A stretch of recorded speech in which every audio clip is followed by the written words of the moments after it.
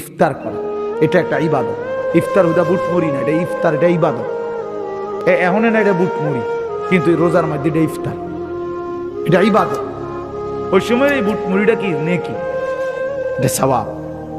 আল্লাহ নবী সাল্লাল্লাহু আলাইহি সাল্লাম বলছে লিসাইমি ফারহাতান, ফারহাতুন ইনদা ফিতরিহি। রোজাদারের দুইটা খুশি, একটা হলো ইফতারের সময়, আর একটা হলো হাসরের ময়দানে আল্লাহ পাকের সাক্ষাৎ লাভের সময়। ও ফারহাতুন ইনদা লিকাই রাব্বিহি, আল্লাহকে যখন দেখবে বান্দা। আখিরাতের সবচেয়ে মজাদার বিষয় কি? আল্লাহ পাকের দিদার। আমরা কিতাবে পড়ছি আল্লাহর বান্দা যখন জান্নাতে আল্লাহকে দেখবে একবার প্রথম, তো 70,000 হুর সব ভুলে যাবে।